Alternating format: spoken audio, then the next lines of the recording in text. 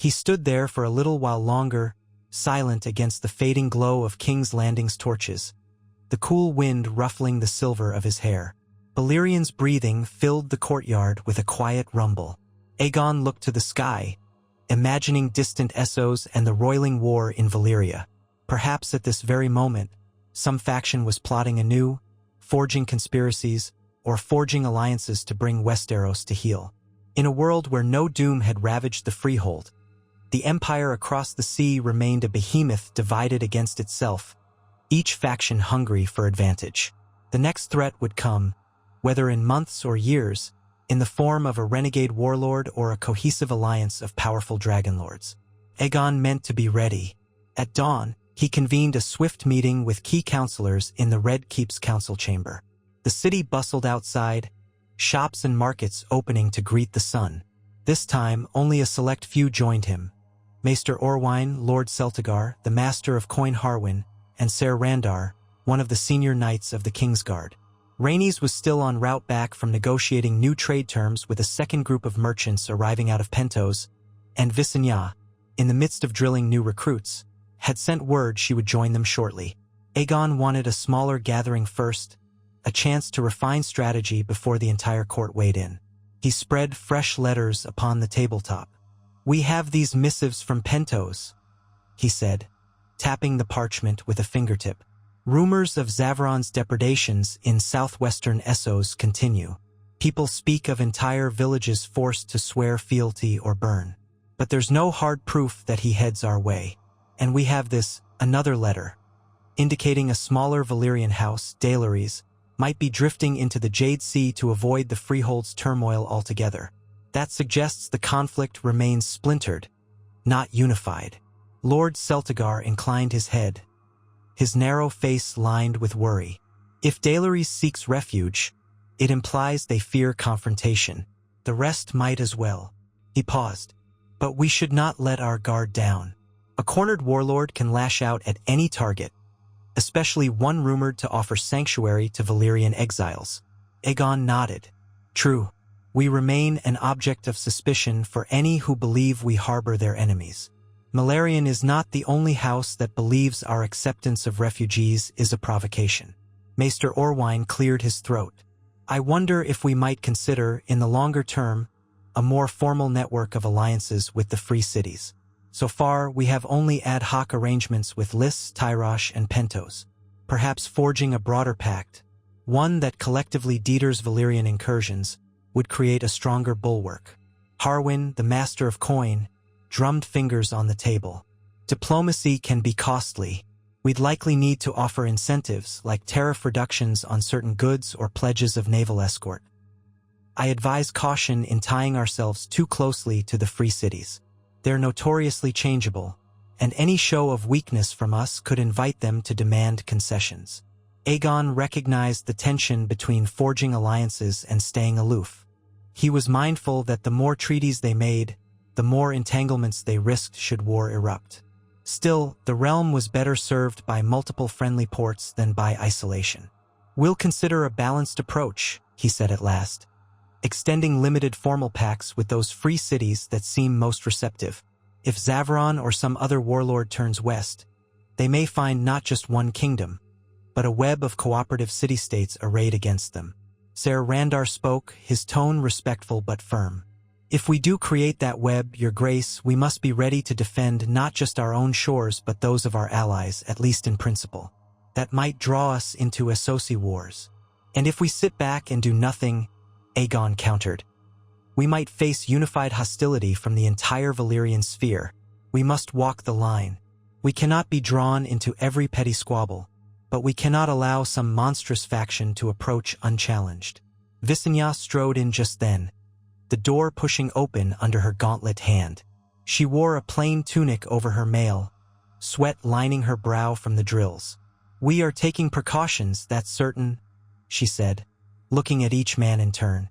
"I want to ensure we're not lulled by the seeming quiet. Our scorpions and ballistae must be distributed strategically along the coasts. We also need enough ships to intercept a threat before it reaches the Crownlands."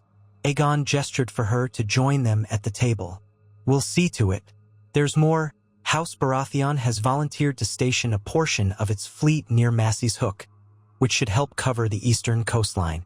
The Valyrians remain strong at Driftmark, but I'm not certain we can rely solely on them if the threat is large. Visenya nodded, lips thinned. That's wise. Driftmark alone can't patrol the entire sea. Between House Baratheon and House Valyrian, we have more coverage. The meeting continued for another hour, each participant contributing observations and suggestions. By the end, they had a plan. Bolster the coasts, expand the watch, consider cautious alliances with amenable free cities, maintain readiness to repel any incursion. Aegon dismissed them, steeling himself for another day of overseeing the realm's myriad needs. As they filtered out, Visenya lingered behind, crossing her arms. "Have you slept, brother?" she asked, her tone softer now that the others had gone. Aegon rubbed his eyes. "Little enough. My mind churns." Visenya offered a quick nod. "Rhaenys returns soon. Let her shoulders bear some of this, as they always have. You do not stand alone." He managed a small smile. "I know. Thank you, sister." He left for his private solar, accompanied by 2 Kingsguard. The corridor leading there was lined with tall windows that overlooked the city. Outside, King's Landing bristled with movement. Market stalls popped up in squares, donkey carts rattled along cobbled lanes, and more new construction rose.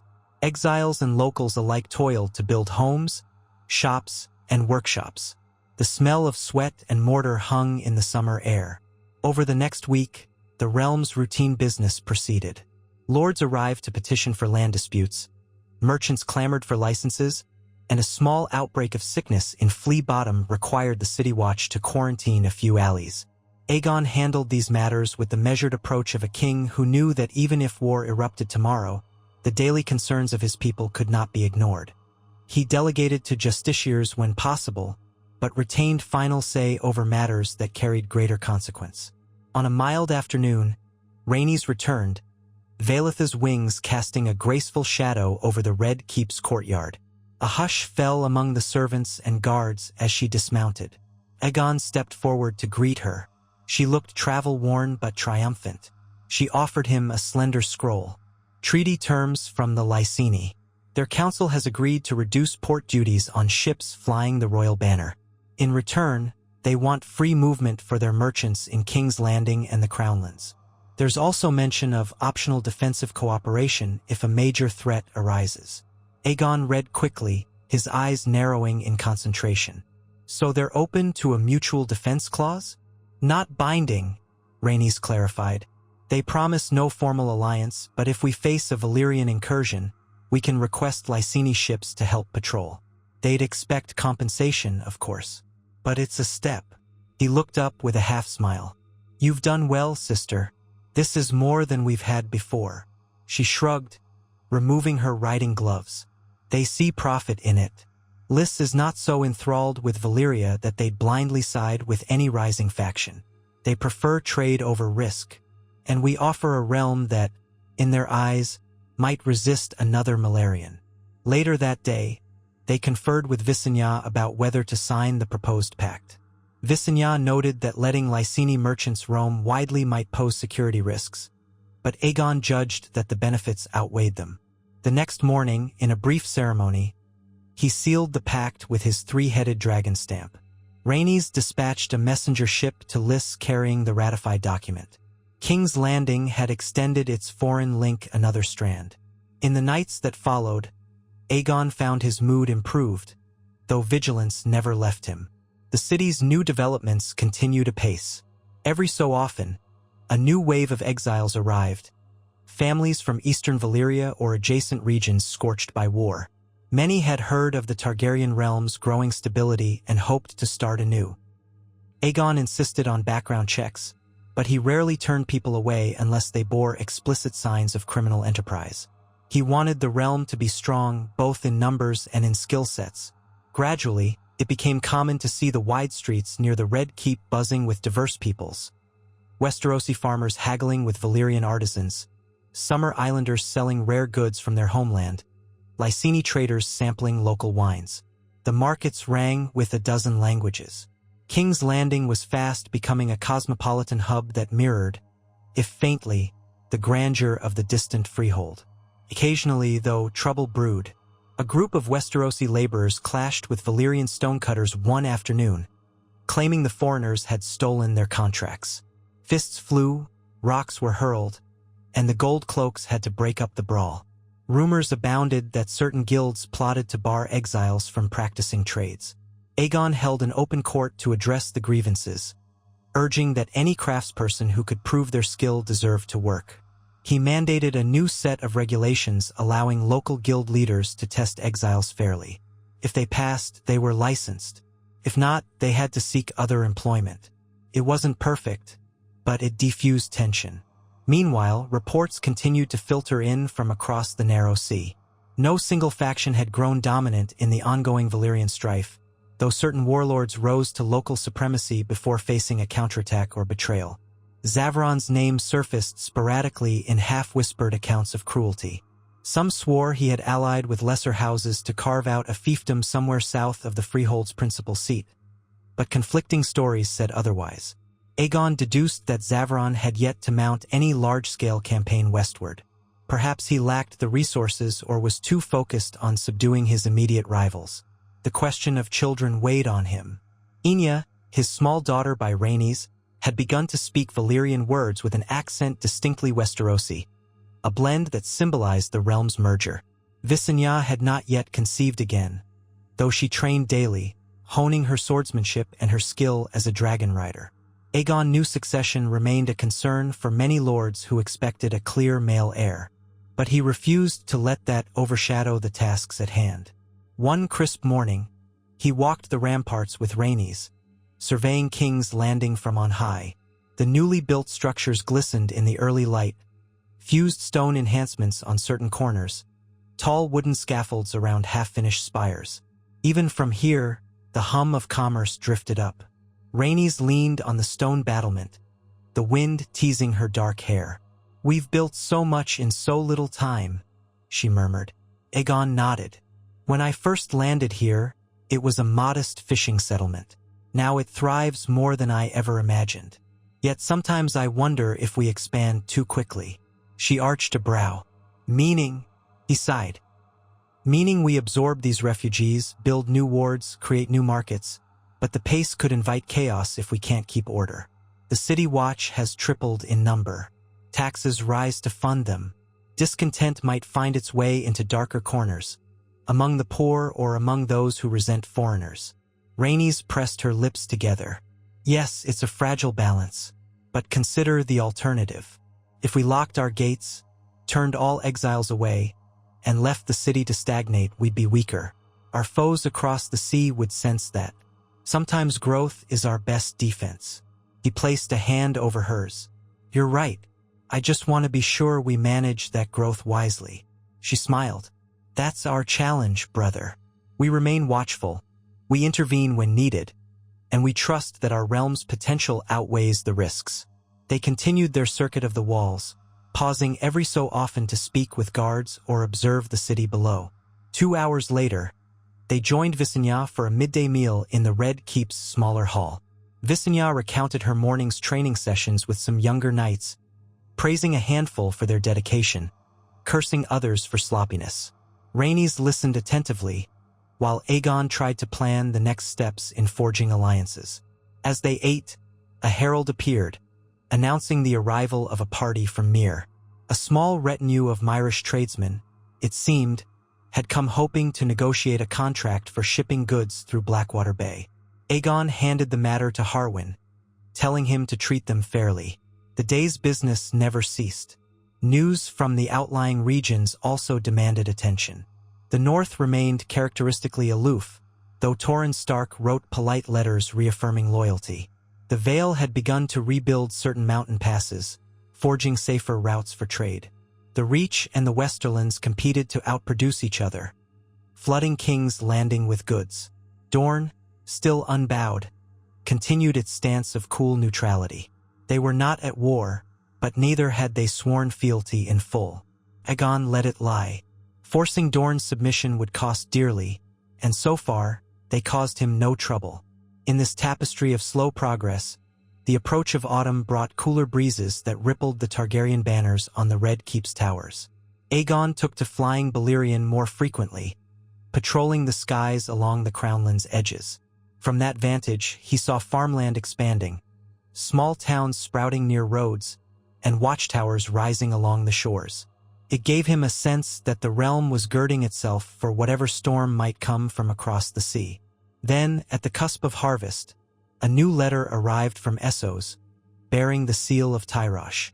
The Tyroshi Archon wrote that a Valyrian warlord, one who calls himself the Thunderlord, had sacked a minor Tyroshi outpost in disputed territory. The outpost was destroyed in a single night, apparently with draconic force.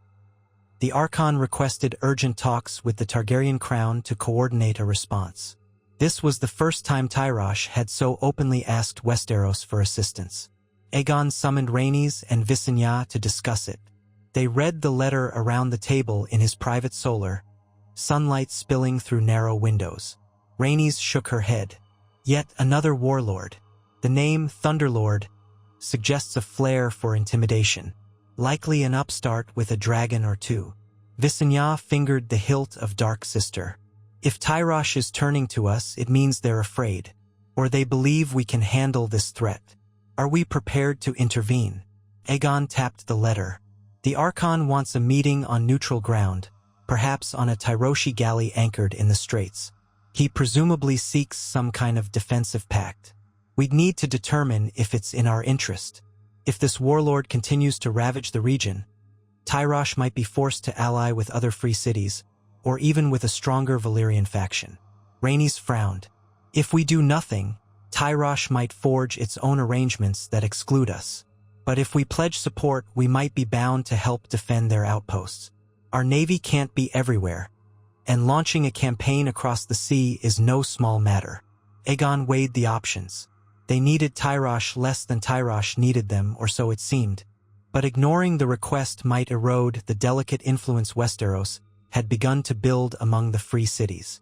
It might also embolden the Thunderlord to push closer to Westeros' sphere. Let's at least hear them out, he decided. We can send an envoy, or better yet, I'll go personally with one dragon as a show of might, but only to talk, not to commit.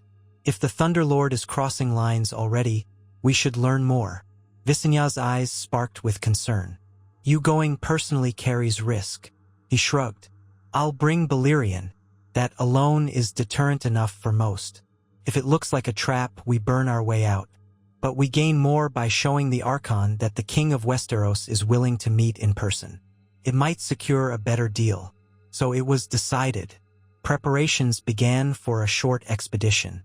Rhaenys would remain in King's Landing, keeping the city calm. Visenya would manage the Crownlands in Aegon's absence and could fly to him if danger arose. Aegon would take a small honor guard by ship, with Valyrian flying overhead, to a designated meeting point near Tyrosh. The entire journey might last a fortnight or more, weather permitting. In 2 days, everything was arranged. Aegon boarded a sleek royal galley moored in the Blackwater Bay. Valyrian soared above, a silhouette that dwarfed the masts. The city's people gathered to watch him depart, both nervous and excited. Rhaenys and Visenya stood on the docks, each clasping his hands in farewell. Rhaenys reminded him to keep open eyes for any duplicity. Visenya embraced him briefly, unspoken worry in her gaze. Aegon assured them he would return soon, then signaled the crew to cast off. The galley slipped down the Blackwater Rush, passing through the bay into open sea. Valyrian circled overhead, sometimes drifting beyond sight among the clouds. Aegon trusted the dragon to navigate easily, scanning for threats or interesting currents of air. The wind smelled of salt and promise.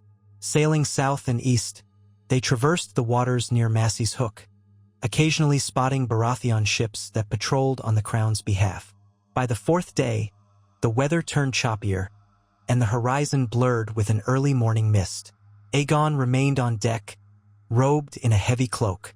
The gulls shrieked overhead, and the hull groaned beneath the shifting waves. Despite the gloom, his spirits remained high. He had always felt an odd comfort at sea, that sense of venturing beyond the known.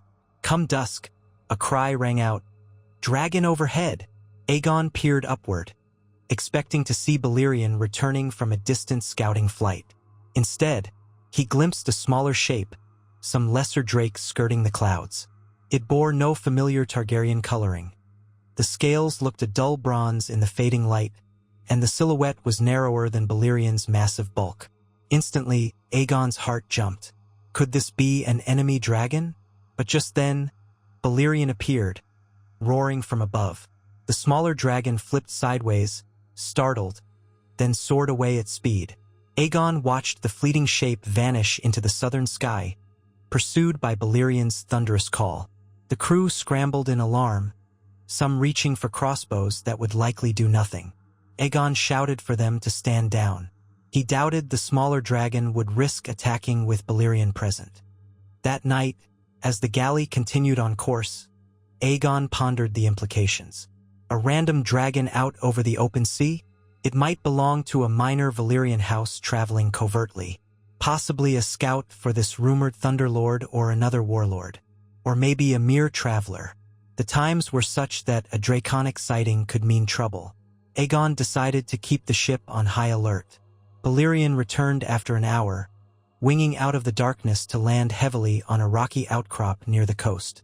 The massive beast seemed unhurt but agitated, as if it had been outflown or had lost track of the smaller dragon.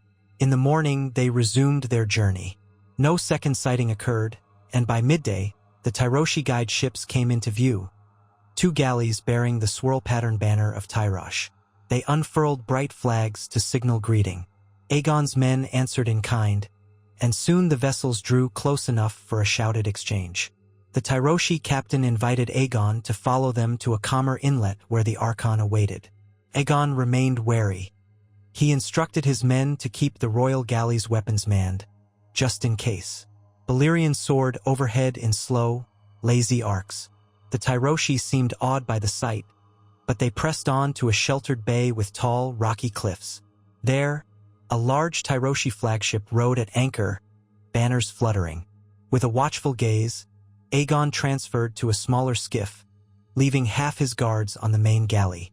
The other half accompanied him to the flagship's side. The wind buffeted them, making the little boat pitch, but the Tyroshi crew lowered a rope ladder. Aegon climbed aboard, greeted by a short, elaborately dressed man with swirling tattoos across his right cheek. This, presumably, was the Archon Caravos. "King Aegon Targaryen," Caravos said, bowing with theatrical flourish. "Tyrosh is honored by your presence." Aegon gave a polite nod. "The honor is mine, Archon." Caravos led him through an ornate hatch into the ship's broad cabin, which was draped in bright silks and thick rugs that muffled the creaks of the hull. Perfumed incense wafted around them. Several Tyroshi officials stood by, each wearing bold patterns and dyed hair. A servant offered wine. Aegon declined, not trusting unfamiliar drink so soon. They spoke in the common tongue, which the Tyroshi had studied for trade. Caravos explained the crisis. A warlord who called himself the Thunderlord had attacked Tyroshi claims in a contested region known for its valuable dyes. The outpost was reduced to ash in hours. Some said the warlord commanded at least 2 dragons, though sightings varied. Tyrosh feared a second assault and sought Westeros's help. "What assistance would you request?" Aegon asked, crossing his arms. Caravos spread his bejeweled hands. "Your dragons, of course. If we could coordinate a defense, your vessels and your winged might near our threatened enclaves.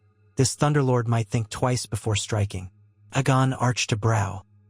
"And in return?" Caravos's lips curved in a careful smile. "Tyrosh could grant you favorable trade concessions, open new markets for Westerosi goods, and perhaps sign a mutual defense pact, similar to what we hear you've been discussing with Lys." Aegon's mind churned. If Tyrosh truly faced destruction, they might hold to such a pact faithfully, but if the threat passed, they might renege. Still, forging a broader network of alliances among the free cities appealed to him. It might deter future Valyrian warlords from turning their gaze on Westeros. "I must be frank," he said, meeting Caravos's eyes. "Westeros does not commit lightly to war abroad. I'm sure you've heard of our battles against Valyrian. We can and will fight if threatened, but your outpost's location is not on Westerosi soil. Caravos inclined his head. I understand. Yet we have a common interest in preventing rogue Valyrian warlords from gaining too much power. If the Thunderlord crushes Tyrosh, who's next? Fair point, Aegon conceded. I propose a limited agreement. If the Thunderlord's forces move against Tyrosh's main holdings, we'll provide naval support in these waters, and we'll dispatch dragons to deter an attack on your city. But smaller outposts are your own responsibility.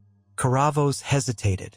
We had hoped for a stronger guarantee, yet if that is your best offer, we shall consider it. Might we ask that you at least station a few war galleys closer to Tyrosh in case of emergency? Aegon pretended to weigh the question more heavily than he needed to. We can discuss it. Our priority remains defending Westeros, but I see the logic in establishing a deterrent. Show me your proposed terms. Caravos clapped, and a scribe stepped forward with a scroll. Aegon reviewed the rough text in broken common tongue, then made suggestions. He wanted explicit disclaimers that Westeros could withdraw if Tyrosh became embroiled in unrelated conflicts, and that Tyrosh would not demand Targaryen troops on the ground. Also, Tyrosh would provide safe harbor for Targaryen ships if an emergency required them to cross these seas. Negotiations continued into the evening, with occasional breaks for refreshment. Aegon allowed himself a small sip of wine after the Archon drank from the same jug, ensuring no poison. The flavor was spiced, heady. Outside, dusk fell, and Valyrian's distant roars echoed off the cliffs. Tyroshi officials flinched at each roar, a reminder that a single Targaryen dragon might outclass their entire fleet. Aegon took advantage of that anxiety, insisting on more generous trade concessions and further clarifications. By the time moonlight bathed the bay, they had hammered out a preliminary agreement. Caravos, looking weary but relieved, bowed repeatedly. They planned to finalize the pact the next day, with official witnesses signing. Aegon parted graciously, returning to his own galley. There, he found his men vigilant, though the night remained calm. Valyrian roost on a cliff ledge, a smudge of black against the starry sky. The next morning brought a fair wind and clearer skies. Aegon gathered some of his knights, preparing to finalize the new arrangement. Just as he was about to board the skiff to return to Caravos' flagship, a shout came from the lookout. "Ship to the south! Unknown banner!" Aegon squinted across the water. Indeed, a small vessel with dark sails approached the anchored ships. It flew a battered black and copper standard, unfamiliar to him. Tyroshi galleys maneuvered nervously. Meanwhile, Valyrian stirred from his perch, as if sensing new tension. A half-hour later, the stranger approached close enough for a hail. A voice boomed across the water in rough common tongue. "I bear urgent words from the east. We come in peace." Aegon motioned for the watchers to stand ready. The vessel eased in, revealing a ragged crew. The man at the prow wore tattered leathers and had a bandaged arm. He raised both hands in a sign of surrender. "Let them approach," Aegon ordered. Guards brought the newcomer aboard the Targaryen galley. He introduced himself as Turidu, a scout for a small Essosi mercenary band. Terido's eyes darted around at the heavily armed knights, and a flicker of relief crossed his face when Aegon greeted him calmly. He bowed low. "Your Grace, I beg your hearing. My companions and I fled the Thunderlord's path. He marches north with 3 dragons, seeking a route that might lead him across the sea to new conquests." A ripple of alarm went through the knights. Aegon's jaw tightened. "Where did you see this force?" "Near the Painted Hills 2 weeks past. They torched 3 villages in quick succession. Then we heard talk among his men that they longed to claim lands beyond the narrow sea. My captain sent me to warn any who might stand in the Thunderlord's way, perhaps to gain reward, but also to save lives." Aegon's thoughts raced. If the Thunderlord had 3 dragons, even if they were smaller than Valyrian, that might pose a serious challenge. He needed more details. "Do you know if he has a fleet?" Turidu shook his head. "No sign of ships yet, but he's rumored to be forging alliances with unscrupulous captains in Slaver's Bay, or with certain pirate lords. He's hungry for expansion. Caravos, having rode over with a few officials to finalize the pact, arrived just in time to hear part of this exchange. He paled. 3 dragons. If this madman sets his sights on Tyrosh, we're doomed unless you help us. Aegon took a moment. This changed everything. If the Thunderlord truly marched for the western coast of Essos, Tyrosh might be his first target, or he might head farther north, eventually threatening other free cities or even Westeros itself. The newly minted pact with Tyrosh gained sudden urgency. Archon, he said gravely, it seems your need is real. Let us finalize our agreement now. But know that if the Thunderlord indeed musters a fleet, Westeros will not sit idle if that threat heads toward our waters. We also will not sacrifice our people for outposts that lie outside Tyrosh's main domain. Are we clear? Caravos swallowed, beads of sweat marking his brow. Perfectly, King Aegon. Let us sign swiftly. And so they did, right there on the deck of Aegon's galley, with quills and ink set upon a small table. Turidu stood at the periphery, relieved that someone was taking the threat seriously. Caravos sealed the pact with a Tyroshi emblem, and Aegon set his wax to it. The terms were nearly identical to what they had negotiated, now with an added clause. If the Thunderlord's forces approached Tyrosh or its immediate domain, Westeros would dispatch ships and dragons to help defend, in exchange for expanded trade privileges and the right to anchor Targaryen war vessels in Tyroshi ports as needed. When the signing concluded, Caravos exhaled in shaky relief. With your might, we have a chance. Aegon studied him. I warn you, we do this not purely out of charity.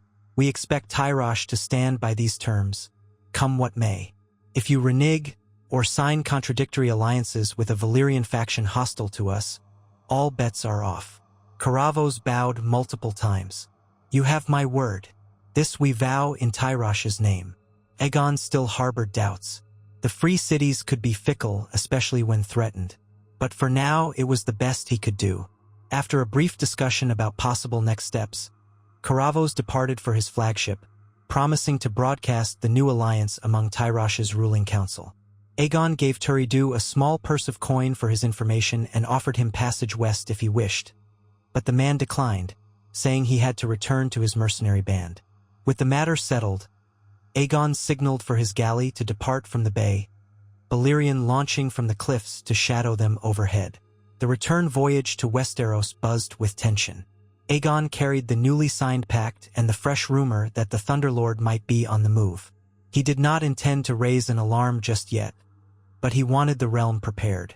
On calmer seas, with the wind in their favor, the journey back took slightly less time than the outward trip. They anchored at King's Landing's harbor under a sky streaked with red and gold. City folk gathered, pointing at Balerian's triumphant descent onto the rocky bluff behind the Red Keep. At once, Aegon set about convening his advisors in the throne room. Word spread swiftly, and by nightfall, a throng of lords, counselors, and officers had assembled under the vaulted ceiling. Torches guttered in iron sconces, and a hush fell when Aegon ascended the Iron Throne, flanked by Rhaenys and Visenya.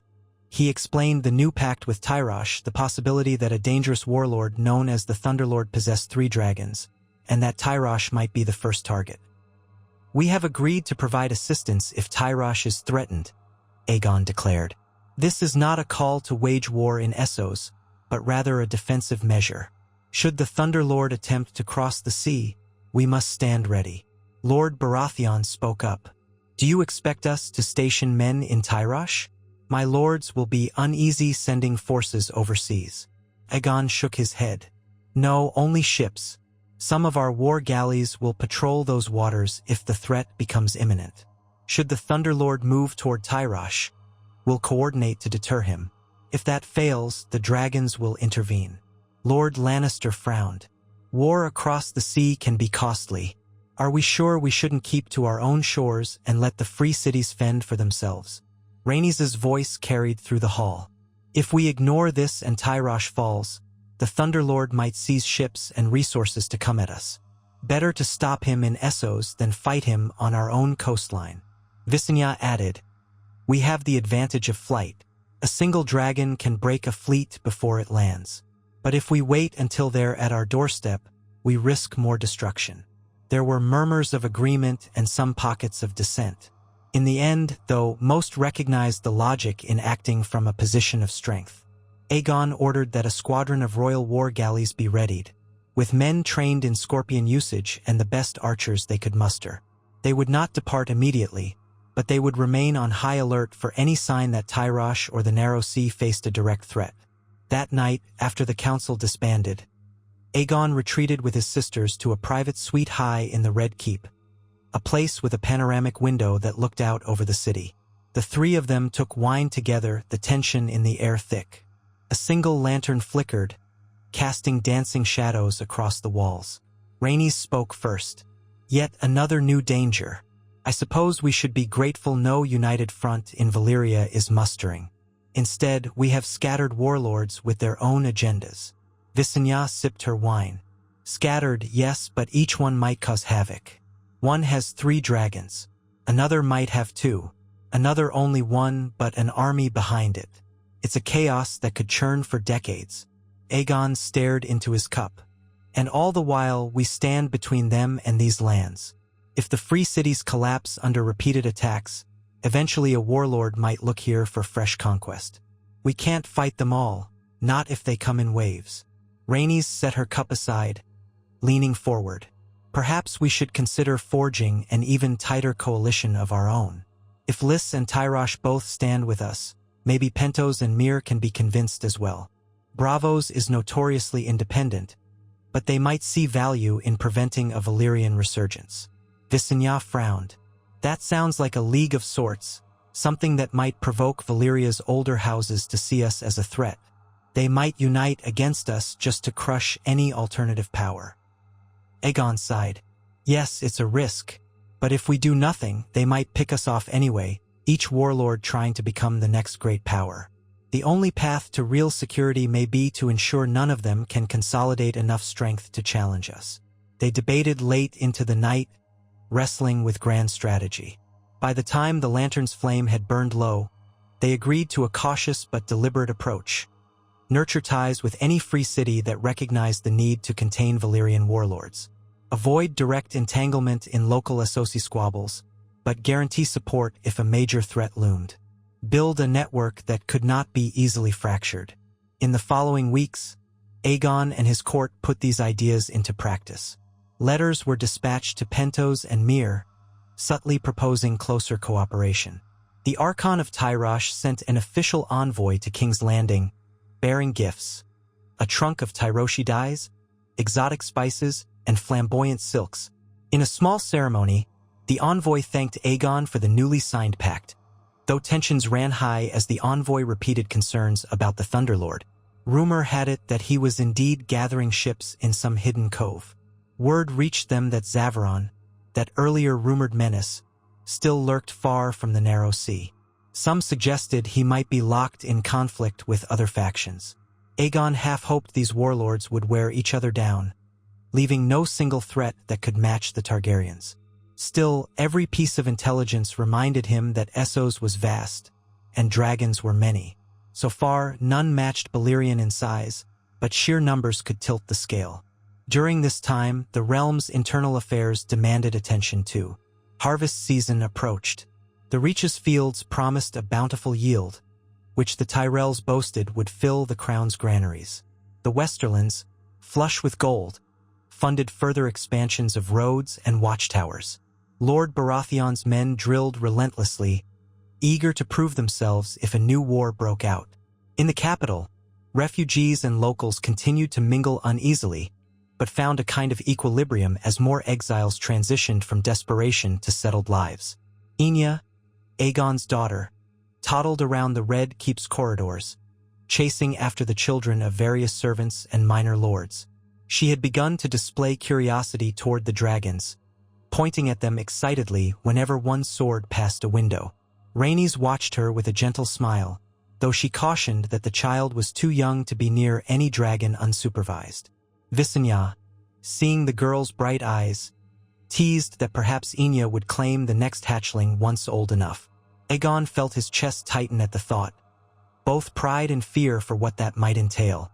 In the midst of these domestic rhythms, a letter arrived from Lys, requesting an audience for a high-level ambassador. Rhaenys had anticipated this, suspecting the Lyseni would want to expand the trade agreement or discuss the rumored threat from the Thunderlord. Aegon arranged for the ambassador to be received in the Red Keep's throne room. The day they arrived, it turned out not one but two Lyseni officials had come, along with a retinue of well-dressed merchants. Their spokesman, a portly man named Zaros Doran, spoke in lilting Valyrian-accented common tongue. "Your Grace, Lys greets you. We bring further proposals for partnership. We have reason to believe that if the Thunderlord's ambitions remain unchecked, Lys could be affected as well. We would prefer to strengthen our ties before that day comes." Aegon, seated on the Iron Throne, exchanged a glance with Visenya and Rhaenys. "You speak directly. I appreciate that. What did you have in mind?" Zaros bowed. "A deeper defensive arrangement, akin to what you have signed with Tyrosh. We do not wish to join Tyrosh's league. Mind you, we remain independent. But we desire your pledge to defend Lys if the Thunderlord threatens our trade lanes or our city. In return, Lys is prepared to lower tariffs on goods from Westeros, especially those from the Westerlands and the Reach. We also offer a limited mutual defense clause. Should your realm face an associate incursion from the south, Lys would blockade any ports that might supply that enemy." Rhaenys studied the man. "That is quite an offer. Yet how do we ensure Lys stays true if the wind changes? We've heard Lys sometimes shifts alliances based on profit." Zaros placed a hand over his heart. "We do what is profitable, yes. But if your dragons protect our city, it becomes profitable to remain your ally. We see advantage in stability, especially with the war in Valyria raging. Together, we can ensure no rogue warlord disrupts the wealth flowing across the sea." Aegon recognized that Lys simply sought security at minimal cost, but that aligned with Westeros's interests. The more cities that aligned with him, the less room for a warlord to gather allies. Still, he'd not rush. "Let us discuss details. We must be sure to avoid any direct entanglement in your local disputes, just as we have done with Tyrosh." Zaros agreed readily, and they withdrew to the council chamber with a smaller group of scribes to draft possible treaty language. This new negotiation lasted several days, culminating in a pact that mirrored Tyrosh's. In the event of a major threat, Westeros would assist Lys in defending its primary city from draconic assault. Lys, in turn, would grant Westeros favored trade status and pledge naval support if an associate faction attempted to invade Westeros from the southern seas. A few cunning disclaimers shielded each side from open-ended obligations. When all was settled, a ceremony took place in the Red Keep's throne room. Aegon sealed the new treaty with the three-headed dragon signet, while Zaros and his companion affixed Lys's official crest. Lords and courtiers looked on with careful optimism, seeing the realm's influence expand. Already, the synergy with Tyrosh and Lys might dissuade lesser warlords from poking at this newfound coalition. Still, Aegon knew this was a delicate arrangement. The free cities were not a unified bloc, and if any serious faction in Valyria cajoled or bullied them, Lys and Tyrosh might shift allegiances. Yet at least for now, Westeros was building a ring of friendly ports. That alone could prove invaluable. One day, after the Lyseni envoys departed, Rhaenys found Aegon in the library, a high-ceilinged room lined with shelved scrolls from both Westeros and Essos. He was sifting through old manuscripts referencing older Valyrian families, seeking any mention of the Thunderlord's lineage. She stepped closer, the rustle of her skirts making him glance up. "You look harried, brother," she said gently. He set aside a scroll. "I feel it. I keep searching for clues. Even if the Thunderlord is a new figure, he must trace to some older line. There might be weaknesses we can exploit if we know his house's history. Rivalries, curses, anything." Rhaenys offered a faint smile. "The scrolls might help or might be rumor, but I admire your thoroughness." He rubbed his temples. "We're playing a game with shifting rules. Every time we secure one corner, new dangers appear. I wonder if the realm can endure indefinite vigilance." Rhaenys laid a comforting hand on his shoulder. "We must, Aegon. The alternative is to be blindsided by some unstoppable force. And if we do endure, if we strengthen ties with these cities, the day may come when Valyria's wars fade, leaving us far more secure. He inhaled a slow breath, nodding. Yes, you're right. I'll keep digging, though. Knowledge is power, especially with so many dragons in play. In the weeks that followed, the rumor mill churned anew. Some said the Thunderlord had marched farther north, away from Tyrosh, to challenge a rival near Valyria's older heartland.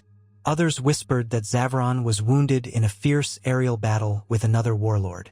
There were also accounts of entire swaths of Essos descending into anarchy, with city-states declaring temporary independence, hoping the war wouldn't reach them. Westeros remained mostly unscathed, shielded by the sea and its growing alliances. At home, harvest time arrived, and the fields of the Crownlands and the Reach yielded abundant grain. Markets bustled with produce, and peasants celebrated a successful season. Even the exiles found more stable lives, with some forming close-knit enclaves or intermarrying with locals. The City Watch reported fewer brawls, though crime still lurked in the back alleys. The Red Keep's coffers swelled with taxes from robust trade. Aegon and his sisters took a measure of satisfaction that, for all the looming threats, the realm prospered. One afternoon, a squire from House Velaryon came bearing news that Lord Velaryon had sighted suspicious sails far to the northeast. A small group of ships bearing no known heraldry, traveling swiftly. They did not draw near Dragonstone but seemed to be surveying the area. Aegon ordered Balerion readied at once. He flew out to sea, scanning the waves from on high. He spotted only a few merchant vessels flying Braavosi flags, plus a cluster of smaller craft hugging the coast. Nothing distinctly threatening. Perhaps the mysterious ships had already fled. Still, the incident reminded him that watchers must remain vigilant. He instructed Lord Velaryon to continue patrolling. House Baratheon reported no anomalies near Massey's Hook. The newly expanded navy at King's Landing was on standby, galleys anchored in the harbor with crews rotating daily drills. More months slipped by without a major event. With winter's approach, the winds grew colder, though snow rarely settled around King's Landing. The days shortened, and in the evenings, the castle's hearths glowed. Enya tottered around, learning words in both the common tongue and High Valyrian, her eyes bright with curiosity. She often clung to Rhaenys and sometimes to Visenya, though the latter was less maternal. Aegon sensed a cautious warmth in Visenya's gaze when she regarded the child. Perhaps her own desire for an heir lingered. Some nights, Aegon found himself in quiet corners with Rhaenys, discussing the future. If the realm continued to strengthen, perhaps within a generation, no Valyrian warlord would dare challenge them. On other nights, he counseled with Visenya about the possibility of more Targaryen riders if their younger dragons matured. They had several hatchlings that, in a few years, might be ridden by cousins or by children. Ensuring the Targaryens remained the dominant dragon lords in this part of the world was critical. All the while, he waited for the fateful news that the Thunderlord, or any of the other warlords, had made a decisive move. But no such tidings arrived. Instead, small skirmishes flared across Essos, rumors of more localized conflicts. Malarian, battered but not extinguished, was said to have regrouped deeper inland. Zavron's name appeared less frequently, overshadowed by new upstarts. It seemed the entire Valyrian subcontinent was locked in a never-ending cycle of shifting alliances and betrayals. For Westeros, the passage of time brought incremental security.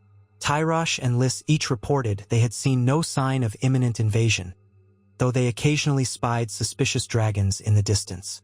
They maintained contact with King's Landing through a rotating system of messengers, ensuring that if a real threat emerged, word would be swift. The Archon of Tyrosh and the Lyseni Council each expressed gratitude for Westerosi vigilance, though Aegon suspected they mostly valued the deterrent effect of Balerian's legend. Then, on a cold, gray morning, an event occurred that rattled the city.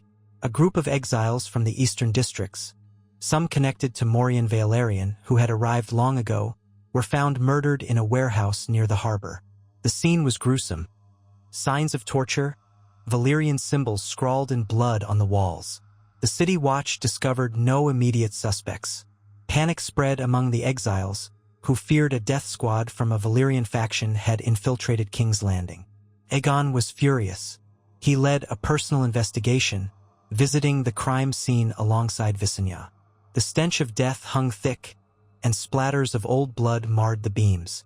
The symbols looked like twisted Valyrian glyphs, but not ones Aegon recognized readily. Could be a false flag by local fanatics, or it could be something darker. Visenya scowled at the mess. This is an atrocity. If someone from the Freehold is behind this, it means they're hunting refugees on our very soil. Aegon had the watch question everyone in the vicinity, but fear and silence reigned. Some said they heard screams in the night. Others saw hooded figures slipping away at dawn. One old drunk claimed to see a slender man with white hair leading the group, but he couldn't swear to it. No tangible evidence emerged. In response, Aegon ordered the city watch doubled in refugee wards, instituted random searches at city gates, and posted official notices that any violence against exiles would be punished by death. Despite these measures, rumors ran wild. Some exiles whispered that a fearsome assassin known as the Shadowbrand served certain Valyrian lords, tasked with eradicating traitors. Others suspected local xenophobes who masked their crimes under faux Valyrian sigils. Tension ratcheted up. Rhaenys helped calm matters by organizing a memorial for the murdered exiles, drawing a crowd of locals and refugees alike. She spoke of unity, condemnation of such horrors, and the crown's commitment to protect all who bent the knee. While it soothed some fears, the underlying anxiety did not vanish. Aegon recognized that this incident could be the start of a new pattern. If foreign agents could infiltrate the city, more murders might follow. He questioned Morian Valerian, who admitted some of his kin had begun receiving threatening notes. They all bore the same cryptic glyph. One note threatened that Valyria never forgets. Morian's hands trembled as he passed the note to Aegon, who felt a simmer of rage. He convened a secret council with Visenya, Rhaenys, and a handful of trusted guards, outlining a plan to root out potential spies. They would encourage exiles who felt threatened to move into designated housing near the Red Keep for extra protection, and they'd set watchers to track suspicious persons. If indeed a Valyrian kill squad roamed the streets, Aegon intended to corner them. Weeks passed with no further killings, though occasional rumors claimed strange visitors in nighttime alleys. Then, abruptly, a lead emerged. One of the City Watch recognized a man from an old wanted notice, a rumored associate of Malarian. He had been spotted lurking in the dockside taverns. The watch set a trap, sending plainclothes men to the tavern. A firefight broke out when they confronted the man, who wielded a curved Valyrian dagger. In the struggle, he stabbed one watchman fatally but was subdued by 4 others. Dragged to the Red Keep's dungeons, he refused to give his name. Under questioning, some of it harsh, he offered only cryptic remarks. Valyria's wrath is endless. The traitors cannot hide behind a false king. The blood must be cleansed. Aegon's patience frayed. He personally interrogated the prisoner, pressing for specifics. Was he connected to the warehouse murders? Who commanded him? The man's eyes glinted with zealotry. He spat at Aegon's feet, calling him a usurper of the free blood. In a final act of defiance, the prisoner launched himself at the king but was blocked by guards. They subdued him again, and with a silent nod from Aegon, they dragged him to a cell, though not before he screamed, "The Shadowbrand is here! Beware the brand!" Those words echoed in Aegon's mind. The Shadowbrand, possibly more than just rumors. He wondered if that was the name of a single assassin or an entire network. He pressed the watch to find others connected to this fanatic, but the man had covered his tracks. No accomplices surfaced. The prisoner died in the dungeons a week later, refusing food and water, cursing Aegon until his final breath. No new murders followed, but the tension lingered. Whispers spread among the exiles that more hidden agents might strike.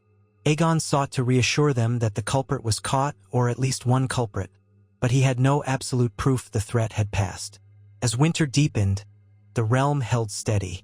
Food supplies were ample, trade remained brisk, and no immediate foreign fleets threatened. Yet the notion that Valyria's conspiracies could reach into King's Landing itself haunted Aegon. If a new wave of infiltration occurred, or if a major warlord gained traction, the realm might be tested again. Despite these uncertainties, the Targaryens pressed on, governed, and nurtured alliances. Tyrosh occasionally sent updates about suspicious movements. Lys reaffirmed its pact. Westeros's position, at least, was stronger than it had been when Malerion first tested the waters.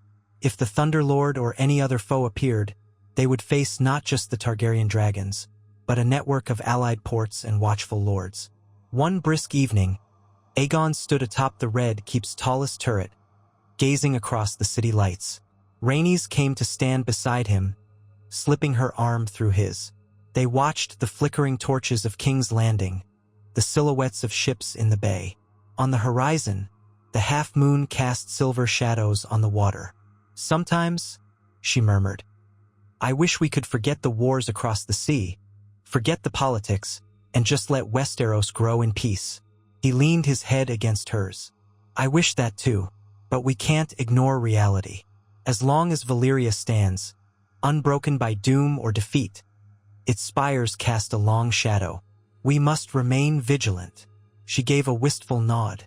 "Still, we've done well, haven't we? The realm prospers. Our alliances form a shield. Perhaps we can maintain this for many years. Eventually, the wars in Valyria might abate. Then we could truly flourish." He squeezed her hand. "I hope so. And if the day ever comes when Valyria unites behind a single force that dares to challenge us, we'll face it together, Dragonfire against Dragonfire, with all the strength we've forged here." Rhaenys closed her eyes briefly. Yes, together. Below them, the city's heartbeat pulsed. A melding of Westerosi tradition and Valyrian influences, bright with possibility, fraught with tension. With every passing season, the realm sank deeper roots, while Essos burned and shifted. Perhaps in a decade, things would look different. Perhaps in a century, children would read of this time and see it as the forging of an empire that defied the greatest power the world had ever known. For now, they lived in that forging fire, never certain when new sparks might fly. But they carried on, building roads, raising ships, training dragons, weaving alliances, and enforcing laws. In that ceaseless effort lay the hope that one day, Aegon's kingdom would stand so firm that no cataclysm, no rumored doom, no warlord's ambition, could tear it apart. It was an aspiration that fueled him each morning, a dream that cradled him each night, reminding him why he had conquered in the first place. Not merely to rule, but to create a realm that might endure, even with Valyria's shadow stretching across the sea. He stood on the battlements until the last traces of sunlight had vanished over the horizon, the wind rolling in from Blackwater Bay with a salt-tinged chill. Down below, King's Landing glimmered in the gloom, a scatter of torches and lanterns across winding streets, smoke curling from chimneys and braziers. Aegon felt a surge of conflicting emotions whenever he gazed upon that sprawling city. Pride in how far it had come, worry over how much farther it had yet to go, and apprehension about whether any sudden blow from across the sea might undo it all. The future of Westeros felt precariously balanced between growth and devastation, a dichotomy made all the sharper because Valyria, for all its strife, had not sunk into ruin. It remained a colossus, torn by internal wars, harboring factions that might one day rally behind a charismatic dragon lord and look westward with hunger. At length, he drew his cloak tighter around himself and left the battlements, descending the inner stairwell.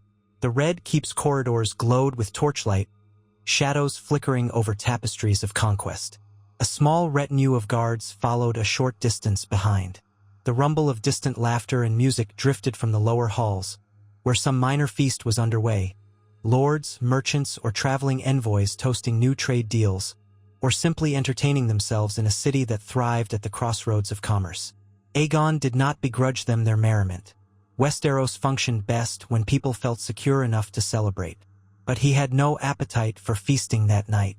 Instead, he headed to his private solar, intending to go through letters from Myr and Pentos and then retire. He found Rhaenys already waiting, scrolling through a thin parchment. In the solar's brazier, coals glowed and crackled, dispelling most of the autumn chill. She looked up as he entered and offered a tired smile. "You're late," she said. "I thought you'd gone to bed." He shook his head. "I lost track of time watching the city. Hard to imagine how large it's grown in just a few years." Rhaenys beckoned him to join her near the small table strewn with messages. "You'll want to see this," she said, tapping the parchment in her hand. "It's from Pentos. They've heard rumors that the Thunderlord's forces clashed with another warlord near the Valyrian Peninsula. The outcome is uncertain, but at least some reports say the Thunderlord lost one of his smaller dragons in the battle." Aegon exhaled, a trace of relief shading his features. "If that's true, it may weaken him. Perhaps his advance toward Tyrosh is stalled." "Perhaps," Rhaenys echoed. "But we've also heard that such warlords rarely give up after a single defeat. He could reassemble or ally with others." Aegon took the parchment, skimming the details. "We remain prepared," he said at length. "Tyrosh will call if threatened. Our arrangement with Lys stands. And if the Thunderlord or any other decides to sail west, we'll meet them before they set foot on our soil." Rhaenys nodded. "We're as ready as we can be, for now." He lowered himself into a chair, leaning forward to rest his elbows on his knees. "You're exhausted," he noted softly. "We all are. The city runs at a ceaseless pace, and these negotiations with the free cities seem never-ending." She laughed wearily. "Better this than having no allies at all. At least we're forming a patchwork of mutual interests. We might avoid direct war for years yet." He considered her words, remembering how, once upon a time, Valyria had ignored Westeros as a backwater. Now that an independent Targaryen kingdom had emerged, with dragons that rivaled those of the older houses, the balance shifted daily. They were forging new alliances not out of pure goodwill, but because each free city feared being devoured by a rogue Valyrian faction. Aegon had to admit it made sense. No one wanted to see a conqueror with multiple dragons rise unchecked. For all the tension that entailed, it also provided Westeros with breathing room to develop and unify. Before he could reply, the door opened again. Visenya entered, wearing a simple tunic and breeches, a sword belt slung low around her hips. She gave them a curt nod. "I thought I'd find you here," she said. "One of the guards mentioned you'd returned from the battlements." Rhaenys gestured for her to sit, and Visenya obliged, settling into a chair with her usual air of restlessness. "I have news from the City Watch," she said. "They believe they've uncovered a small group smuggling Valyrian artifacts. Tomes, relics, possibly stolen from war-torn districts across the sea. Could be harmless treasure hunters, or it could be something else." Aegon frowned. "Where did they find these artifacts?" "In the warehouse district by the Blackwater. Some of the crates bore obscure sigils. The Watch confiscated them, but the smugglers fled. At least one indicated ties to a certain exiled house, though we don't know if that's accurate or a distraction." Rhaenys rubbed her temple. "All these pieces might connect, or they might be separate incidents. Assassins, stolen artifacts, rogue warlords. The city's becoming a magnet for anything and anyone related to Valyria." Aegon rapped his knuckles on the table. "We'll tighten inspections at the docks. Anyone transporting suspicious goods gets questioned. If they lack a plausible explanation, we seize the cargo." Visenya folded her arms. "Already ordered. But if these smugglers are cunning, they'll use hidden coves or pay off guards. We might have to rely on informants or bribes to track them." He sat back, mulling her words. "Do it. We can't allow King's Landing to be a hive for black market Valyrian relics. Gods only know what hidden powers or secrets might be embedded in some of those items. Let the Watch know they have full crown support." Visenya nodded, her expression grim. "We'll see it done." A tense hush followed. The three siblings had carried the weight of rule for years, and nights like this underscored how unrelenting that burden was. Their greatest triumph, uniting the 7 kingdoms, had not led to eternal peace. Instead, it had set them on a collision course with a living Valyria that refused to collapse. Yet none of them regretted forging an independent destiny for House Targaryen here in Westeros, no matter the costs. Eventually, Rhaenys rose, yawning. I'm retiring. You both should, too, before the dawn light drags us back to our duties. Visenya smirked.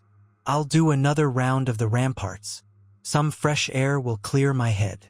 Aegon watched his sisters leave, appreciating the quiet unity they displayed despite their different temperaments. Alone, he lingered in the solar, letting the fire die down. He let his mind wander over the complexities of the realm's politics. At times, he wondered if he should attempt a grand expedition to Valyria itself, to see firsthand how deep the strife ran. Yet the risk seemed too great. If he were killed or captured, Westeros might splinter. Better to stand firm at home, trusting in Valyrian and the alliances they had cultivated. Morning came, and with it a mild drizzle that slicked the Red Keep's courtyards in glistening dampness. Aegon donned a plain cloak over his regal attire and walked through the outer wards, nodding at guards and servants. He heard occasional mention of the murders that had shaken the exiled community, but as there had been no new incidents for some time, the city seemed to be relaxing again. Children splashed in puddles near the stables. A pair of young squires sparred with wooden swords. Aegon paused to watch them, recalling how he and his sisters had trained as children in Valyria. The memory still felt both distant and piercing, like a half-forgotten dream that shaped his every decision now. He proceeded to the royal stables where a fresh mount awaited. Today he intended to ride into the surrounding crownlands, checking on farmland distribution for exiles who had petitioned for more space.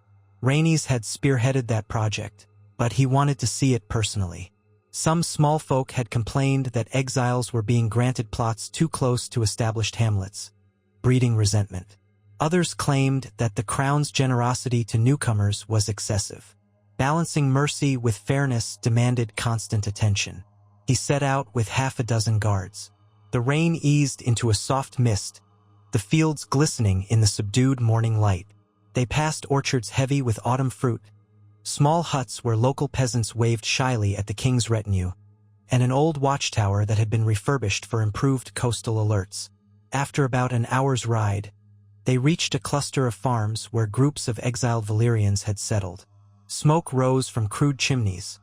Children ran about, wearing homespun garb that clashed with occasional glimpses of silver hair. Chickens and goats wandered muddy pens. Despite the damp air, a sense of industriousness pervaded the settlement. Aegon dismounted, letting a guard hold his horse. The exiles noticed his arrival, and a handful approached, bowing awkwardly. Some addressed him in halting common tongue, others in their native Valyrian. He answered in Valyrian, drawing nods of gratitude. Men and women explained how they'd cleared brambles to plant new vegetable gardens, how they planned to expand a small orchard with grafts from the crown stock. Aegon asked about hardships, any local hostility, crop failures, lack of building materials. A few expressed mild complaints about the pace of lumber deliveries, but overall they seemed hopeful. One older woman with hair the color of moonlight clutched at Aegon's hands. "We fled horrors in Valyria, Your Grace," she murmured. "Your generosity has saved us. My grandchildren play here without fear of dragonfire." Her voice caught. "If there is ever a call to defend this land, we will answer." Aegon patted her hands gently. "Your loyalty is welcome, my lady. Build your life in peace." At times like this, he felt the weight of responsibility more keenly. By granting them refuge, he'd safeguarded hundreds, perhaps thousands, of innocent souls. Of course, the cynic in him noted that each refugee also added to Westeros's population and potential workforce, strengthening the realm in the face of foreign dangers. Yet it was not purely a calculation. The Targaryens, for all the fearsome legends, did have some sense of compassion, at least in Aegon and Rhaenys. Visenya was more hardened, but she would not turn away children fleeing war. On the ride back, he noticed a pair of local farmers conferring at the edge of a field, glancing uneasily toward the exiles' huts. He halted his horse. "You there," he called. "Is all well?" One farmer, a wiry man with a thick mustache, stepped forward. "Mostly, Your Grace. We just wonder if all these newcomers will keep to their assigned lands, or if they'll push into ours next year." The second, a woman with broad shoulders, nodded vigorously. "We've worked these fields for generations. Don't want them encroaching." Aegon considered their perspective. He kept his voice level. "We have strict boundaries in place, sanctioned by the crown. If you believe they are violated, inform your local reeve or the city officials. We do not intend to let one group seize the rightful holdings of another." The pair looked mollified, though not entirely reassured. Aegon offered them a polite nod and continued on his way. There were no easy answers to the slow friction building between native Crownlanders and the exiles who needed farmland. Rhaenys had begun implementing a system of shared wells, communal barns, and traveling mediators. Still, the Crown's efforts could not eliminate all tensions. Aegon knew they could only mitigate them until either acceptance or generational change smoothed the rough edges. Late in the afternoon, they reached King's Landing again, crossing the city gates as trade caravans departed for outlying villages. Inside the walls, the usual tumult reigned. Hawkers, horse carts, pedestrians, and a swirl of languages. Aegon dismounted in front of the Red Keep, handing his reins to a stable boy. Before he could even make it up the steps, Lord Harwin, the Master of Coin, hurried over with news of an unbalanced budget proposal from the city council. Aegon sighed but turned aside to address it. Ruling was unending details, each a small stitch that held the tapestry together. That night, a courier arrived from Tyrosh. The letter confirmed that the Thunderlord seemed temporarily occupied with battles closer to Valyria, though rumors insisted he was rebuilding his draconic stable. The Tyroshi Archon extended gratitude for Westeros's continued readiness, promising to do the same if any threat materialized. Aegon and Rhaenys read this message in the solar, with Visenya pacing near the window. They all sensed the calm might be real for the moment, but calm in Essos rarely lasted. In the following weeks, the City Watch reported no further sightings of possible assassins or infiltration. The smuggling of Valyrian artifacts slowed once the Crown ramped up inspections. Tension among exiles cooled, though watchfulness remained. Aegon used this window of relative peace to advance projects in the capital. New roads, expansions to the Dragon Pit, and a mild attempt to standardize the flow of trade caravans so they didn't clog the city gates. The realm's lords contributed men and resources, each vying for a share of the crown's favor. King's Landing thrived on the synergy of competing ambitions. In the better parts of town, wealth sparkled openly. In poorer quarters, at least, no catastrophic hunger gripped the people this harvest season. Even so, Aegon sometimes caught wind of sporadic clashes between native guilds and exiled craftspeople, or small outbursts of prejudice, but his officials contained these incidents swiftly. King's Landing was becoming too valuable to let such strife run rampant. The exiles were part of that value, bringing new skills, forging improved steel, introducing refined glass techniques learned from the old Valyrian masters. A blacksmith near the Street of Steel boasted he could produce Valyrian-inspired metalworks. The local swordsman scoffed, but the rumor alone drew curious buyers. Slowly, a new identity took shape in the city, a fusion of Westerosi tradition and the echoes of a still-living Valyrian empire. One crisp morning, Aegon received an urgent raven from Myr. It claimed a small but brutal band of mercenaries with a dragon had raided Myrish border towns. The Myrish envoys asked if Westeros might consider an agreement similar to those with Lys and Tyrosh, another city seeking Targaryen protection. Aegon read the message with a mix of satisfaction and trepidation. Each new treaty expanded their web of alliances, but it also obligated them to consider more potential conflicts in Essos. The lords might balk if they felt Westeros was stretched too thin. Still, forging a coalition across multiple free cities could deter any single warlord from waging a major campaign west. He decided to proceed carefully, summoning Rhaenys and Visenya. They agreed that Myr's request should not be dismissed. Rhaenys volunteered to take Vaelith and a small escort to Myr for negotiations. Aegon liked the idea. Rhaenys was adept at diplomacy, and her presence on a dragon would underscore Targaryen might without requiring the entire court to relocate. Visenya, on the other hand, showed little inclination for subtlety in negotiations. Aegon arranged the logistics within the week, ensuring Rhaenys' departure would not leave the capital too vulnerable. Visenya would remain in King's Landing, and Balerion would still be at the city's call if an emergency arose. Rhaenys departed on a bright morning, Valytha's blue-tinted scales catching the sunlight as the dragon climbed into the sky.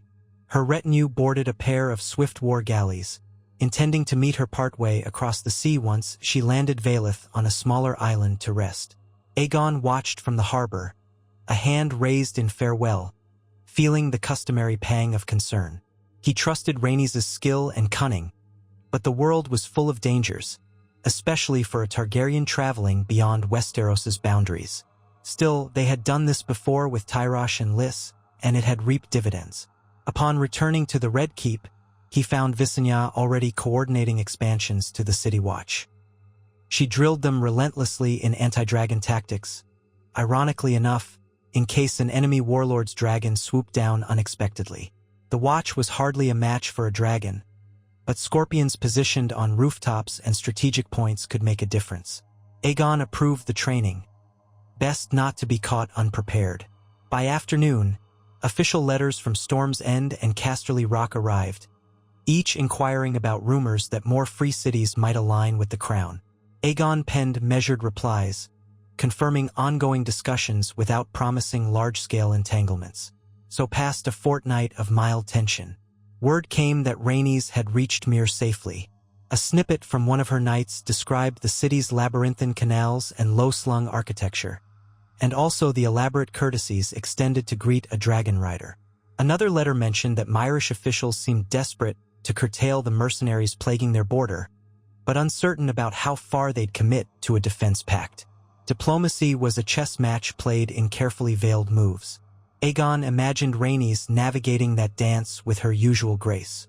Late on a chilly evening, Aegon and Visenya dined privately in a smaller hall overlooking the dark waters of the Blackwater. Servants lit braziers to ward off the growing cold. He spotted the lines of fatigue around Visenya's eyes as she picked at her roasted pheasant. She had always been the most martial among them, but the unending swirl of politics weighed on her more than she admitted. "You should rest," he said gently. "Before you run yourself ragged." She set her fork down. "Rest while half of Essos is in chaos, and we're forging treaties with cities we can't fully trust?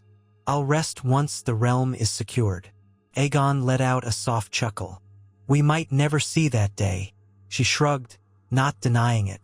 Then her gaze flicked toward him, serious. "There's a matter I wanted to raise. The exiled Valyrians who remain in the city. Some have become well-established. Others drift on the edge of poverty. Morian Valerian suggested we create an official settlement beyond the walls, a place designated for newcomers to gather and receive assistance. Less commotion in the city proper, maybe." He rubbed his chin. "A separate enclave? That might ease tension but also risks ghettoizing them. Could fuel the idea that they're second-class subjects." "True," she admitted, "but they gather anyway in certain wards. The difference is we'd plan it, provide some basic infrastructure. We could keep an eye on who enters or leaves, limiting infiltration by assassins." Aegon mulled it over. "We'll consult Rhaenys once she returns. I see the advantage, but we must avoid branding them as outcasts. If done well, like a structured district with city oversight, it might help." Visenya nodded. "I'll begin preliminary surveys, see where we might build. We're running out of space within the walls, anyway." They continued discussing details until the meal was done. Afterward, Aegon took a lonely walk through the Red Keep's corridors, guards shadowing him at a respectful distance. He paused at a high window that overlooked the city. The moonlight revealed the flickering lights of King's Landing, the expansions, and beyond them the rolling countryside. A sense of destiny clung to everything he saw. House Targaryen forging new paths in a continent that had never bowed to Valyria, and yet was shaped by Valyrian power. Days slid by, and a messenger from Rhaenys arrived with promising news. Myr was open to the notion of a pact, although internal factions delayed a firm decision. Aegon read this with a small smile. He knew Rhaenys would coax them along. Meanwhile, the City Watch began clearing ground near the southwestern perimeter, exploring sites for a new refugee quarter. At dawn 2 mornings later, an alarm rang out from the harbor. A large, black-sailed galley appeared near the bay. Some watchers feared it might be a hostile force, but as the city's archers prepared, a banner was raised aboard. A gold serpent coiled upon black, a minor Valyrian house's crest Aegon did not immediately recognize. By the time the galley moored at a distance, word reached the Red Keep that the newcomers requested parley. Valyria, suspecting a threat, insisted on flying Valyria's overhead as a deterrent. Aegon agreed, dispatching a smaller boat with an envoy to assess the visitors. The envoy returned near midday, reporting that these newcomers belonged to House Enisar, a lesser branch from the southwestern freehold. They claimed they sought asylum, fleeing a vicious rival who had accused them of treason. Aegon exchanged a long look with Valyria, another group of exiles, perhaps with means. He instructed the envoy to allow them to land only if they surrendered any weapons. They complied. Thus, a small retinue of pale-haired nobles in travel-stained finery disembarked under heavy guard. Their leader introduced himself as Harren Enisar, a slender man with anxious eyes. He bowed awkwardly in the throne room, addressing Aegon in stumbling common tongue. "We beg your shelter, your grace. Our lands were seized by warlords. We fled with what we could salvage." Aegon studied him, noting the man's fine sword hilt and the women in his party adorned with old Valyrian jewelry. They did not look impoverished. "You are aware we have a process for any exiles. You'll swear loyalty, abide by our laws. If you bring hidden agendas, you will face harsh consequences." Harren's voice quavered. "We have no agendas, only the wish to live free of the tyranny that grips Valyria." He and his companions knelt, pledging to serve House Targaryen as loyal subjects if granted a safe harbor. Aegon glanced at Valyria, who gave the barest nod. She likely thought it best to let them in under close watch. Aegon turned back to the new arrivals. "Very well. You'll be escorted to a secure location while we verify your story. If you're truthful, we'll find you a place among us." They seemed relieved, bowing repeatedly. Once they were led away, Valyria exhaled softly. "Another family from Valyria's chaos. The pattern continues." He nodded. "We must ensure they aren't spies or criminals. Have them guarded, question them separately, check their possessions." She smirked. "Already planned." Over the next few days, Aegon's officials dug into House Enisar's background as best they could. Their story was partly corroborated by older records. They were indeed a lesser branch allied with a bigger faction, though it was unclear which side they had backed in the ongoing wars. Some personal letters found among their belongings hinted at entanglements with other houses. The City Watch discovered no direct evidence of wrongdoing, so eventually Aegon allowed them the same courtesy extended to other exiles: temporary lodging, the chance to prove themselves law-abiding. Grudgingly, some local lords grumbled about more foreigners, but Aegon's stance was firm. He saw opportunity in every Valyrian arrival, as well as a security risk, so he balanced watchfulness with acceptance. One morning soon after, as the city shook off slumber under a cool sunrise, a cry went up that a dragon soared overhead, approaching from the east. The watchers recognized Valyria's outline.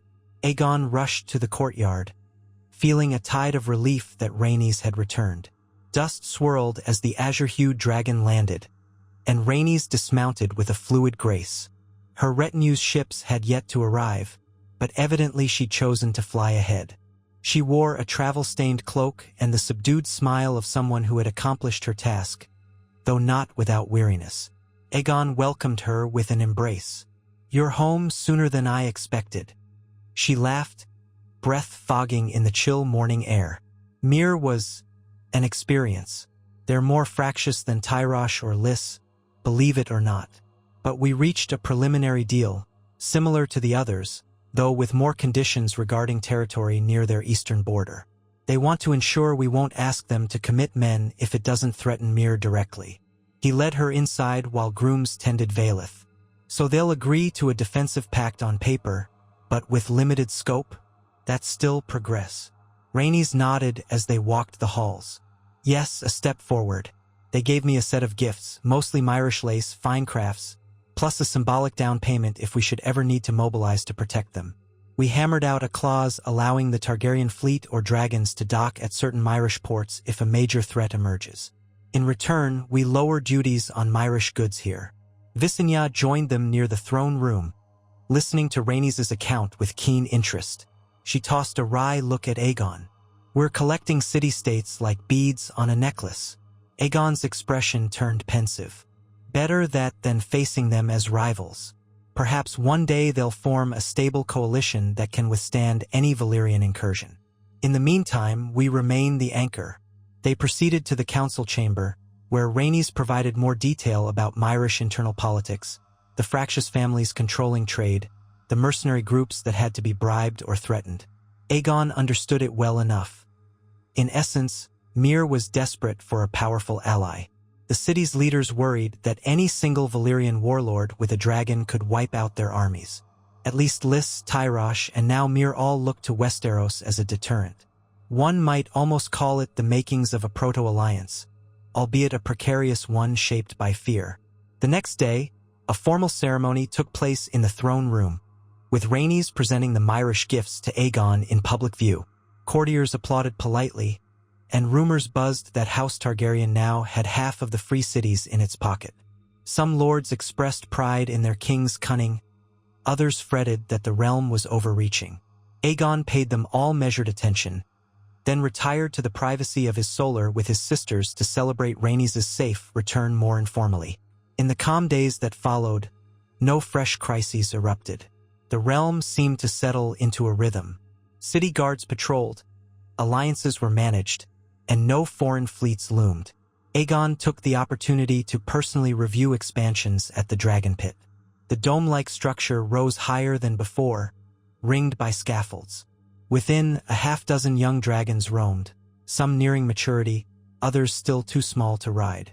Targaryen keepers carefully fed and trained them. One day, perhaps, new riders would be chosen from among the younger generation of Targaryens or close kin with Valyrian blood. That might tip the balance further in Westeros' favor. Already, Balerion, Villeries, and Vaelith stood as terrifying deterrents. A flight of 6 or 7 large dragons would be a force few warlords could match. Some lords began to ask when Aegon would formally name his heir. Enya was still a child, but in Westerosi tradition, a son was often expected. Aegon remained resolute that if no son was born, Enya would inherit. The lords grumbled behind closed doors but did not openly challenge him. The faith of the Seven continued to chafe at the Targaryens' incestuous customs, but no open conflict arose. Aegon saw no need to rush a formal proclamation. Winter wore on, mild in the Crownlands but more severe in the north. Torrhen Stark's ravens described heavy snows beyond the neck, though no major crises. In King's Landing, the roads grew muddier, the winds sharper, but daily life pressed on. Aegon occasionally flew Balerion for an hour or two, surveying the region. Sometimes Rhaenys joined him on Vaelith, or Visenya on Villeries, the siblings slicing through gray skies. Those flights reminded them of their power, of the destiny they once imagined in Valyria, now transplanted to these lands. At such heights, the petty squabbles of city streets diminished to insignificance. Yet the vantage also underscored how big Westeros was, how many hearts and minds they governed. Months drifted by, punctuated by small events, lords bickering over property lines, shipments from Tyrosh arriving with flamboyant goods, Myrish merchants haggling for better rates. The new refugee district began to take shape outside the southwestern walls, a carefully designed grid of wooden huts with wide lanes for patrols. Morian Valyrian and other prominent exiles assisted in organizing it. Some worried it might become a slum, but Aegon insisted on basic infrastructure. Wells, communal storerooms, watch posts. The city watch reported fewer tensions, though resentment among certain guilds persisted. Spring dawned, the snows retreating from the northern hills, the Crownlands greening in gentle sunlight. The mood in King's Landing lightened. Farmers flocked to the markets with fresh produce, and ships from the free cities arrived more regularly with trade goods. The realm's wealth grew, fueling new construction in the capital. Some whispered that if Aegon kept forging alliances, King's Landing might rival old Valyria in prosperity one day, albeit without the ancient arcane wonders. Others scoffed at such talk. The freehold was still intact, after all, and could overshadow Westeros in raw might if it ever unified. Then, not long after the spring rains began, a swift courier brought word that forced the realm to pay attention once more. A band of raiders with at least one dragon had attacked a Tyroshi settlement on the coast, near the boundary of Tyrosh's main domain. The Archon invoked the Defense Pact, begging for immediate Targaryen intervention. The raiders were rumored to be a fragment of the Thunderlord's force, or perhaps allied with him. The message carried a frantic tone, describing burning farms and a harried militia that could not stand up to Dragonfire. Aegon read the plea aloud to Visenya and Rhaenys in the council chamber. Lords in attendance stirred nervously. Lord Baratheon, known for his brashness, spoke up. "They call for us now? Are we truly duty-bound to rush across the sea each time a lesser threat appears?" Rhaenys clasped her hands. "This might not be a lesser threat.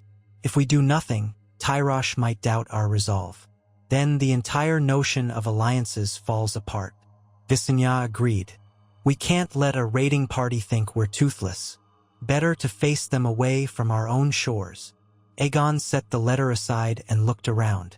"We will answer, but we must be measured. I propose a small expedition. A few war galleys, some men, and at least one dragon. Enough to make the raiders think twice. If they are indeed a splinter of the Thunderlord's faction, we want to smash them before they grow bolder." Lord Lannister, arms folded, asked quietly, "Which dragon will go, and who rides it?" Visenya's eyes glinted. "I volunteer with Valyria's. We're well suited for swift strikes. Rhaenys or Aegon can remain here to manage the realm, in case of any other trouble." Aegon considered the alternatives. Valyrian was the largest and most intimidating, but deploying him might be seen as overkill, and it would leave King's Landing feeling vulnerable. Valeth was smaller but agile. Rhaenys had more diplomatic skill if they needed to negotiate. Yet Visenya relished the chance to deliver a fierce response. "Very well," he said. "Visenya will lead this expedition with Valyria's. Lord Baratheon, you shall provide 2 war galleys. Lord Valerion can spare another. A portion of the City Watch's best archers will accompany you. Keep your eyes open for any trap. If the raiders are truly the Thunderlord's men, they might have more forces waiting." Visenya nodded, pleased. "We'll move at dawn. I'll see to the preparations." Within a day, King's Landing's harbor stirred with mobilization. Baratheon galleys arrived, stocked with supplies. Valerion crews readied a swift sloop. The chosen men carried scorpion parts and special harpoons in case of aerial combat. Aegon, standing on the docks with Rhaenys, watched Visenya mount Valyria's. The green-scaled dragon roared, scattering gulls. A hush fell as the Watchers beheld the living embodiment of Targaryen power about to depart for war, even if on a small scale. Visenya gave a final salute to her siblings. Then Valyria's wings beat the air, lifting them skyward. The crowd on the docks cheered, both from pride and lingering fear. The war galleys hoisted sails, gliding out of the harbor with disciplined strokes of oars. Soon they vanished beyond the horizon, leaving the city to wonder how quickly they might quell the threat in Tyrosh. Aegon suppressed the uneasy thought that he was sending his sister into the unknown. He told himself she had faced worse. Yet each new entanglement carried fresh risks. Once they were gone, life in King's Landing returned to its routine, though the sense of anticipation grew. Aegon and Rhaenys continued governance, reviewing trade matters, hearing petitions, and monitoring the new exiles. An undercurrent of anxiety persisted among the lords. Some whispered that dispatching Visenya might lure more hostile eyes to an undefended capital, but Aegon reminded them that Valyrian remained. That name alone silenced most doubts. Days passed without news. Then a small Tyroshi caravel arrived, bearing urgent messages. It reported that Visenya's expedition had reached the outskirts of the raided settlement. The raiders had torched multiple farms and retreated inland. Visenya was pursuing them carefully, but local scouts believed they had at least one mid-sized dragon. Aegon read the letter in private with Rhaenys, tension in his posture. Visenya faced a draconic foe, albeit presumably less powerful than Valyria's. But dragons were unpredictable. A chance arrow or ballista bolt could end a rider's life if luck turned ill. 2 more days of silence. Then, at last, a battered Tyroshi galley limped into port, its decks scorched. The captain brought news. Visenya had engaged the raiders in a furious skirmish near a hillside orchard. Valyria's had burned several of their wagons and put men to flight. The enemy dragon, a small, dusky brown beast, fled after a brief aerial exchange with Valyria's. The raiders were scattered, with many killed or captured. The Tyroshi outpost was saved from further harm, though the farmland was left partially ruined. Aegon felt his chest loosen with relief. He only prayed that Visenya was unhurt. Indeed, the letter claimed she had been seen descending safely after the chase. But the captain's vessel departed before the situation fully resolved, so details were scarce. Aegon tried to content himself with the knowledge that she had seized the advantage. Another 2 days crawled by, during which the city lords watched Aegon for hints of worry. He concealed it behind a calm facade. Rhaenys busied herself with her usual tasks but admitted privately that she longed for her sister's swift return. Word arrived that the raiders' dragon had vanished entirely, possibly retreating east. The Tyroshi Archon sent effusive thanks, calling Visenya a shield and sword in our hour of need. Finally, near dusk on the 8th day since her departure, horns sounded from the city walls. A silhouette soared in from the sea, revealing Valyria's shape in the sunset glow. The war galleys followed, battered but still afloat. King's Landing's people poured into the streets, cheering as the expedition reappeared. Aegon and Rhaenys hurried to the harbor, pushing through the throng of onlookers. Moments later, Visenya guided Valyria's onto a wide jetty, the dragon's flapping wings churning the water. Soldiers hopped from the ships, some sporting bandages. Visenya dismounted, her expression grim but victorious. Aegon clasped her forearm. "You live," he said, relief evident in his eyes. "The city welcomes you back." She nodded curtly. "We found the raiders, as you know. They had a smaller dragon, but it was no match for Valyria's in open battle. The men we captured admitted they served a warlord loosely affiliated with the Thunderlord, perhaps a rogue lieutenant. Hard to say, but we crushed them, and Tyrosh is safe for now." Rhaenys embraced her. "And you're unhurt?" Visenya exhaled, letting tension fade. "A few close calls. One ballista bolt nearly caught my leg, but we overcame them." She frowned. "The farmland was badly burned, though. The Tyroshi want compensation or help rebuilding. I told them that was their domain, not ours, but we'd supply some seed if it fosters goodwill." Aegon agreed. "That's a minor price. The main thing is, Tyrosh sees our pact as real. They'll be likelier to stand with us against bigger threats." They made their way up to the Red Keep with an escort of cheering guards, the city alive with talk of the successful mission. It felt almost like a small carnival. In the throne room, lords gathered to greet Visenya, praising her bravery. She gave short answers, clearly tired from the ordeal. At Aegon's insistence, she retired early, leaving the celebrations to others. In the days that followed, details of the raid emerged. About 50 men had survived the Targaryen assault, some fleeing inland, some captured.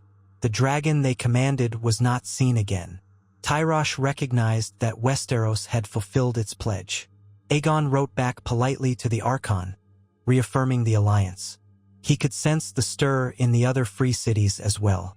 Myrish and Lyseni merchants took note that House Targaryen had proven its willingness to deploy dragons for allied defense. None could say how long these alliances would last, but for the moment it seemed stable. Yet the deeper question nagged at Aegon. If the Thunderlord or another powerful figure orchestrated these raids, might they send more forces next time? The ephemeral calm after Malarian's defeat suggested warlords sometimes tested Westeros or the allied free cities with small probes. This time, the Targaryens responded decisively. Perhaps the next time would be bigger, bolder. Or perhaps, Aegon dared hope, the lesson would deter further attempts.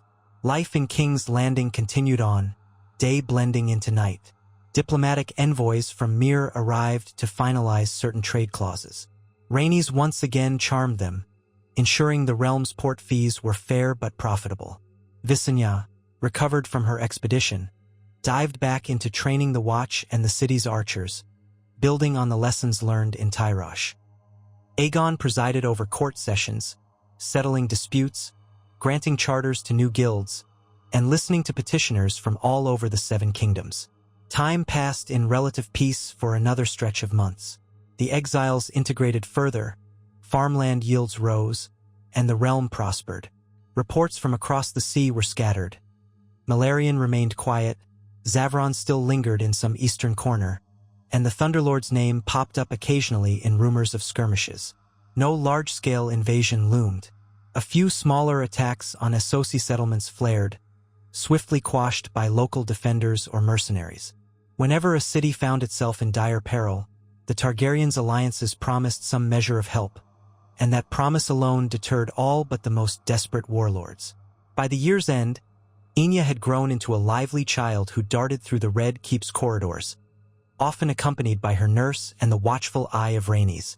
She liked to pester the dragon keepers with questions about the hatchlings. Aegon sometimes imagined her riding a dragon in a decade or more, continuing the legacy of House Targaryen. He prayed that by then, the fractious wars of Valyria might have cooled, so she could reign in an era without constant threats from across the sea. Yet no one could foresee the shape of Valyria's future. Without the Doom, the peninsula endured as a shifting battleground of rival houses. Each year brought new claimants, new alliances, new tragedies. Refugees continued to trickle into Westeros, though the flow had lessened now that some regions of Essos stabilized.